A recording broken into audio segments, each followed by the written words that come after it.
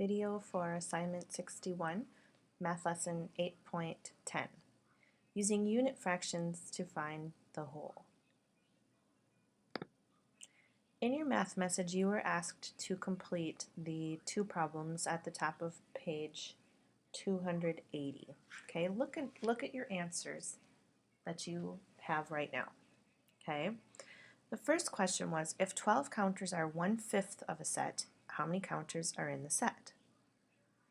Well, if 12 counters are 1 out of 5 groups, that tells us that one group has 12 counters in it. And there are 5 groups in the whole set. So all we have to do is take 12 times 5. So 12 times 5 is 60. The answer is 60 counters. Question 2. If 15 counters are 1/7 of a set, how many counters are in the set? This tells us that we've got 1 out of 7 groups. One group has 15 counters. So there's 15 in each group, 7 groups altogether. So what we have to do is take 15 times 7 to figure out how many counters are in the whole set. 15 times 7 is 105. How'd you do? In order to find the whole amount, now these are different kinds of problems than what we were doing in our last lesson, because in our last lesson we knew how many were in the whole amount. We were trying to figure out what a part of that amount would be, and now we're kind of working backwards because we know what a part of the amount is, but we don't know what the whole amount is. So when you're trying to find the whole, you want to try to use the unit fraction. Now remember, a unit fraction is when the numerator is 1. So like 1/4, 1/7, 1/9. And you're not always going to be given the unit fractions. Sometimes you are. Let's take a look at some examples. If 1/2 of the cookies are 22, how many in all? Well, 1 out of 2 groups is 22.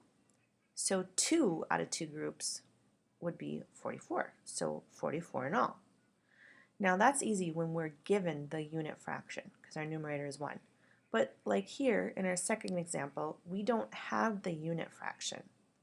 2/3 of the cookies are 6. How many in all? Okay, we know what 2/3 is, but we don't know what 1/3 is. And before we solve this problem, that's what we need to know. How much is 1/3? Well, we do know that there are 2 groups that have a total of 6 in them. So to figure out how many are in one group, we can take that 6 divided by 2. So we know that there are 3 cookies in 1/3, or one of the groups. And there's 3 groups in all. So those 3 cookies times 3 groups tells us that there are 9 cookies in all. Try the last question. Okay, pause the video, and if you need to, I bet you some of you have already got it figured out in your head, and figure out this last one and then unpause the video when you know it.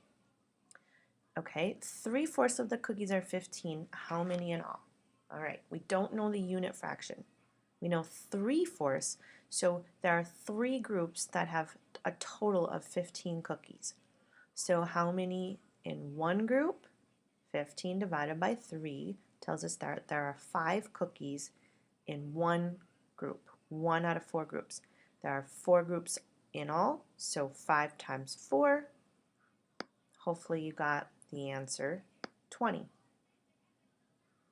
Okay, and that's how we use the unit fraction to figure out the whole amount.